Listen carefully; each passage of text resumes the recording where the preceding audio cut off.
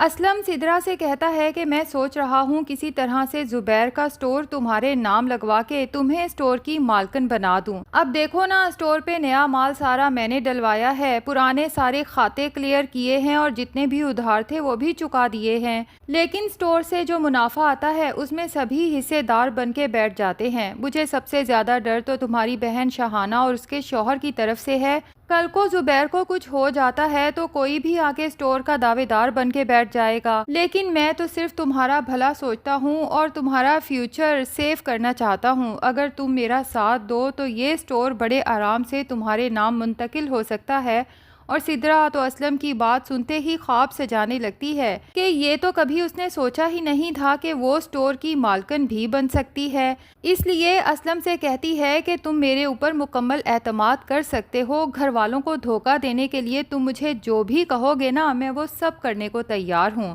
اسلم دل ہی دل میں سوچتا ہے کہ اس بے وقوف لڑکی کو مزید بے وقوف بنانا کوئی مشکل کام نہیں۔ ایک دفعہ سٹور میرے نام ہو جائے اس کے بعد اس سے پیچھا چھڑاؤں گا، اس کی تو شکل دیکھنے کو دل نہیں چاہتا۔ تھوڑی بہت بھی قابل برداشت ہوتی تو شاید اس کے ساتھ شادی کا پلان بنا ہی لیتا۔ اب سدرا کو تو نہیں پتا، دراصل اسلم اسے بے وقوف بنا رہا ہے، کیونکہ دکان کی منتقلی کے کاغذات دراصل وہ اپنے نام کے بنوانے والا ہے۔ لیکن سدرا کو یہی چکمہ دے گا کہ جیسے ہی زبیر ان کاغذات پہ سائن کرے گا یہ دکان تمہارے نام ٹرانسفر ہو جائے گی۔ دوسری طرف وزیر کو بھی اسٹور پہ اسلم کی حرکات و سکنات کافی مشکوک نظر آتی ہیں اور وہ کافی گہری نظروں سے اسلم کو دیکھتا ہے، تو اسلم وزیر کو جب اس طرح بغور دیکھتے ہوئے دیکھتا ہے تو اسے سنا ہی دیتا ہے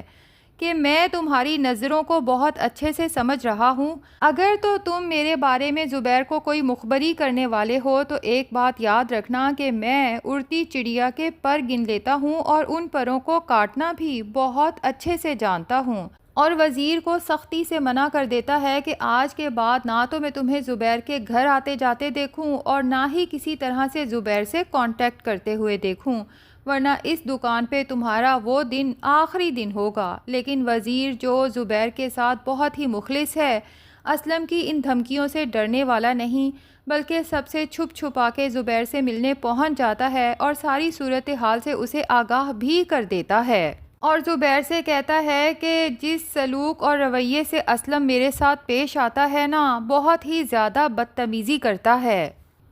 مجھے پتا ہے کہ دراصل وہ چاہتا یہی ہے کہ اس کے اس برے سلوک اور رویے سے تنگ آ کے میں سٹور چھوڑ دوں اور وہ بے دھڑک ہو کے سٹور پہ 2 نمبری کر سکے اور آپ تک اس کے کرتوت پہنچانے والا کوئی بھی نہ رہے۔ جبکہ زبیر وزیر کی منت کرتا ہے کہ اسلم کے سلوک سے تنگ آ کے پلیز سٹور کو چھوڑ مت دینا، کیونکہ تم ہی میری آخری امید ہو۔ بہرحال وزیر کہتا ہے کہ میں تو سٹور نہیں چھوڑوں گا، لیکن اب آپ بھی تھوڑے تگڑے بنے۔ اسلم تو روز ہی آپ کے گھر آتا ہے، آپ اس سے دکان کا حساب کتاب ضرور لے لیا کریں۔ تو اس بار جب اسلم گھر آتا ہے، زبیر اس سے سوال جواب کرتا ہے کہ میں نے سنا ہے تم نے سٹور پہ نیا مال ڈلوایا ہے، تم نے مجھ سے پوچھنا بھی پسند نہیں کیا، اور ویسے تمہارے پاس مال ڈلوانے کے پیسے کہاں سے آئے؟ تو اسلم زبیر سے جھوٹ بولتے ہوئے کہتا ہے کہ دکان تو بالکل خالی ہو چکی تھی، اس میں نیا مال ڈلوانے کے لیے مجھے کافی قرض پکڑنا پڑا، سمجھو کہ میرا بال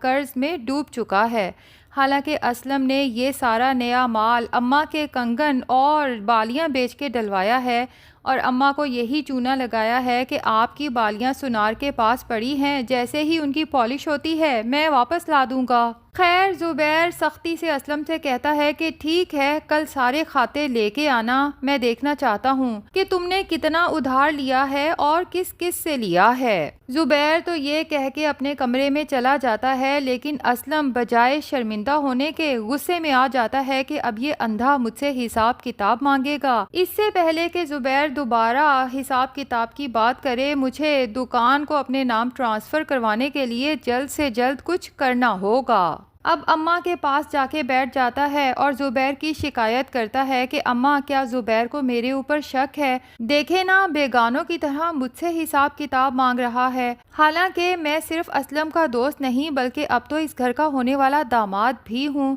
جس پہ اماں کہتی ہیں کہ اسلم بیٹا، میں نے بھی تم سے اس سلسلے میں بہت ضروری بات کی تھی، اب دیکھو نا تمہارا یہاں روز ہی آنا جانا ہے اور پھر سدرا کے ساتھ بھی تم باہر گھومنے ہر دوسرے تیسرے دن چلے جاتے ہو،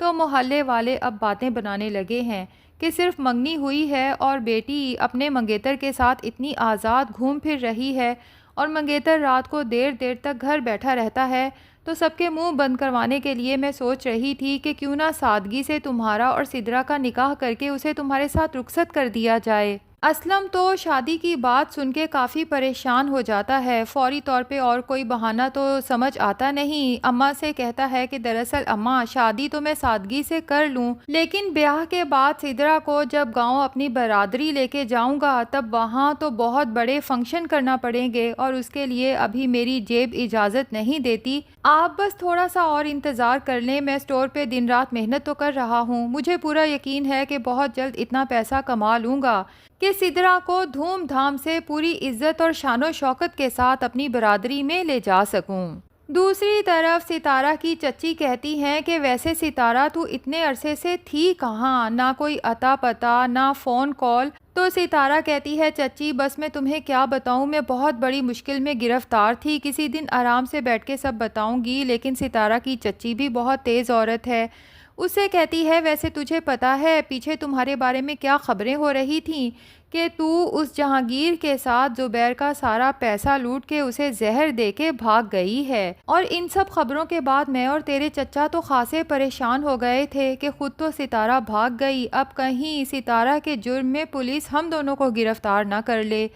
ستارہ کو تو ایک دم سے کھانسی کا دورہ پڑتا ہے اور چچی سے سنبھلنے کے بعد کہتی ہے کہ لوگوں کی باتوں کی پرواہ نہ کیا کریں چچی، لوگوں کو تو کہانیاں بنانے کی عادت ہے، اب میں واپس آ گئی ہوں نا، اب میں سب ٹھیک کر دوں گی۔ جس پہ چچی کہتی ہیں کہ کیا تو اب زبیر کے گھر واپس جائے گی؟ جس پہ ستارہ کہتی ہے کہ اگر آپ مجھے نکالنا چاہتی ہیں تو اپنا بوریا بستر سمیٹ کے ابھی چلی جاتی ہوں۔ جس پہ چچی کو اچانک یاد آتا ہے کہ میرا شوہر تو کافی عرصے سے بیمار ہے اور گھر میں تقریباً فاقے پڑنے والے تھے، یہ تو ستارہ نے واپس آ کے میرے شوہر کے علاج کے لیے بھی پیسے دیے اور گھر میں راشن بھی ڈلوایا، تو ستارہ اگر اس گھر میں رہتی ہے تو ہم بھوکے تو نہیں مریں گے۔ تبھی لپو لگاتے ہوئے ستارہ سے کہتی ہے کہ تو کیوں کہیں جائے گی، دیکھنا تیرے واپس آنے سے ہمارے گھر میں کتنی رونق آ گئی ہے، میں تو چاہتی ہوں کہ اب تو ساری زندگی ہمارے ساتھ ہی رہے۔ اور ستارہ کو بھی تو ٹھکانے کی ضرورت ہے کیونکہ وہ فوراً تو زبیر کے گھر جا نہیں سکتی، پہلے حالات کا جائزہ لینا چاہتی ہے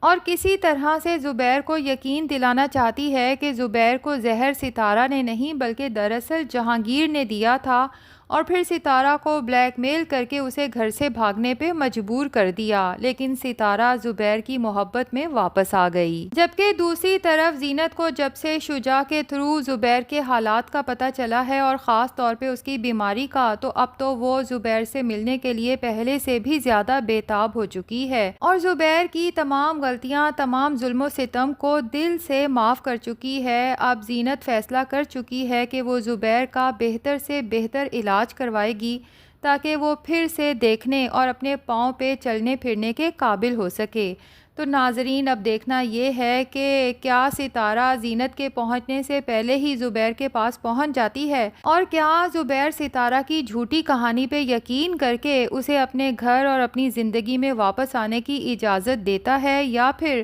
زبیر جو اب اسلم اور اپنے گھر والوں کی حقیقت تو بہت اچھے سے جان چکا ہے تو اس ستارہ کے مکر پہ بھی کبھی یقین نہیں کرے گا بلکہ طلاق دے کے اسے پولیس کے حوالے کر دے گا۔ تو ناظرین ویسے آپ میں سے کون کون اس ستارہ اور اسلم دونوں کو جلد سے جلد جیل کی سلاخوں کے پیچھے دیکھنا چاہتا ہے؟ پلیز کمنٹ سیکشن میں ضرور بتائیے گا۔ ویڈیو پسند آئی ہے تو لائک اور چینل کو سبسکرائب بھی ضرور کر دیں۔